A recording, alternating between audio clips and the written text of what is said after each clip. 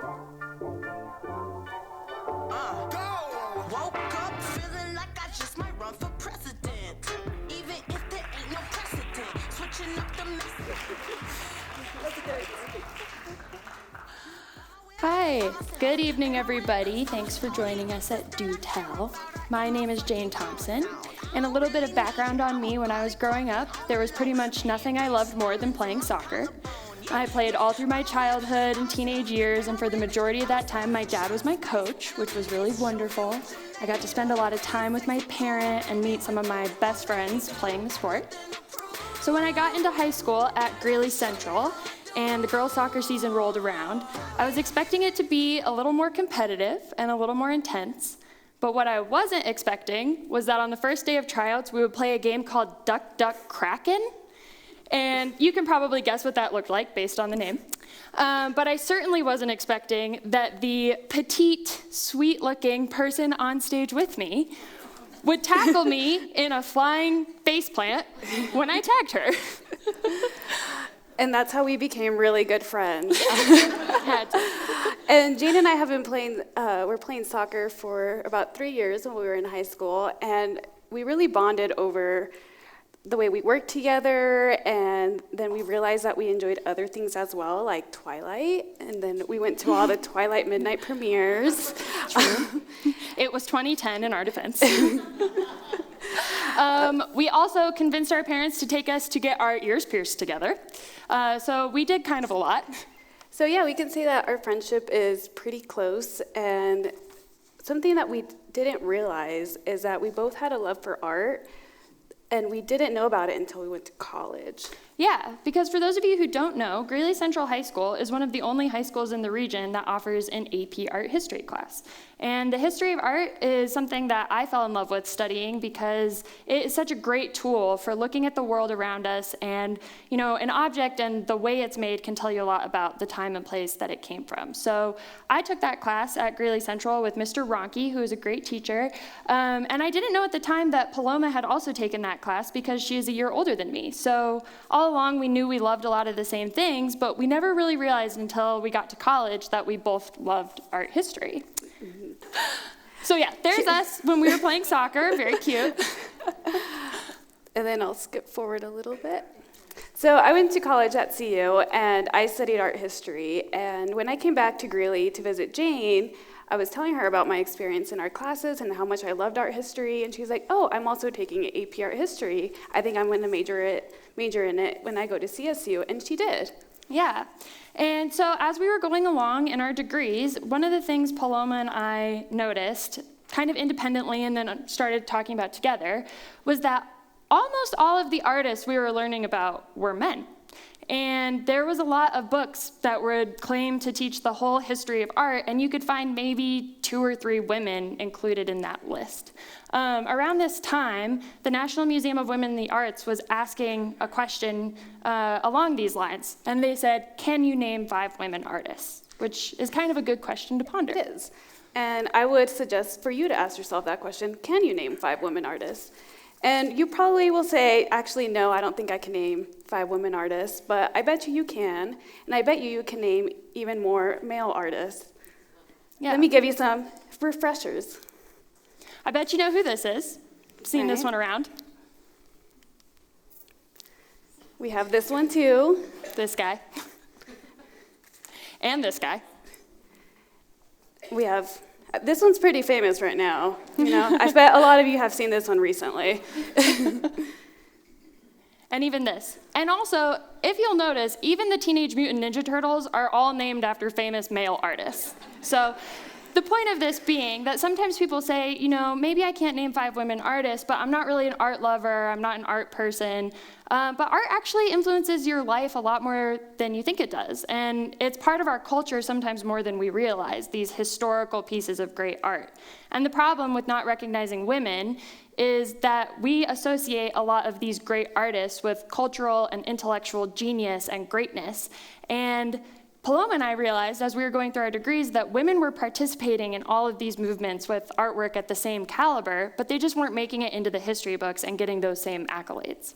So both of us were really frustrated about that because as we went on with our degrees, we just kept seeing that repetition of all these male artists in our classrooms and not enough women artists. They would have maybe Frida Kahlo and maybe one other, maybe Cindy Sherman. But oftentimes they were very neglected, and both of us realized that these women were actually making amazing art and making a great impact in the world, and we were just not talking about it in our classrooms.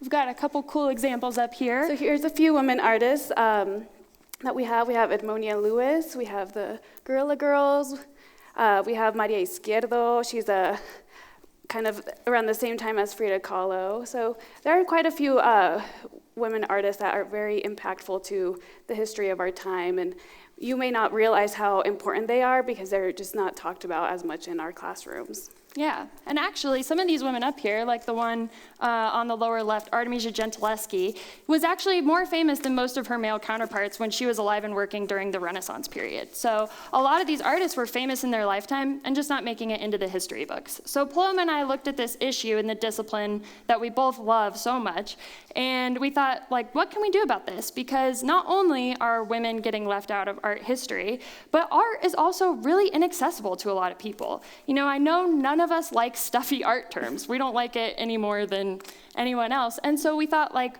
what can we do to both highlight everyone who's been making great art throughout our history and what it means to the world, and make that more accessible to people so that people feel more interested in it? So that's when we decided we're going to take this to social media, because social media is free. We have it all on our phones, and it's just a super easy way for us to interact with our audience and provide some history and some fun facts of all these women artists that you may not receive without having an art history degree. We're also millennials, so social media is kind of where we live. So that's when we decided to launch what we call Women's Art Wednesday, which actually started out as just a hashtag that Paloma and I were doing on our own social media pages, where every Wednesday we each chose a woman artist in history, and we just posted a little bit of her work and a little bit about it and why it was relevant. And at the time, it was a bit of a twist on this popular hashtag trend, Woman Crush Wednesday. We decided to make that art-related and celebrate a little bit more about what women were creating rather than just about them existing. And we received a lot of feedback from our families and friends, and they were really liking our material. So Jean and I decided to make this a more official organization, and we decided to launch our own personal page called Women's Art Wednesday, and we also made it an official LLC organization as well. And on our Instagram, we're still posting. We've been posting since 2017, and we have over 200 women artists to choose from. So if you can't think of 5 women artists, you can always go to our page. We have over 200. Yeah. And over the years, it's really grown. We didn't just stop with an Instagram page. We've continued to kind of participate in different things. So we hosted a show in 2018 in Greeley with 30 different local women artists. We've partnered with different organizations, gone to local art markets, but one of my favorite things we did was we actually got the offer to be an official content partner with the National Museum of Women in the Arts. And so we did a takeover on their social media, and they shared their stuff with us, and we share ours, which was a really cool full circle moment for us because, as you might remember, they're the ones who asked the question, can you name 5 women artists, that helped inspire us to do this. But aside from all of that work that we've done, I think our biggest accomplishment to this day is the book that we launched this year in March. And it took us a little bit to launch it. We had to get a little inspiration, so we spent a lot of time at Luna's. One night and a few drinks later, we decided to write a book. We just got a little courage, and that's when we officially decided to launch our book. And this is our book. It is 52 women artists, each woman for every week of the year. And this is from our Instagram page. We looked over the 200 women that we had, and we chose the 52, and then we expanded it a little bit. We did our research, checked our citations, and then did a lot of research on how to publish a book because Jean and I had no idea how to do it. Yeah. And I mean, it's probably no surprise to anybody that writing a book is actually hard. Didn't expect that.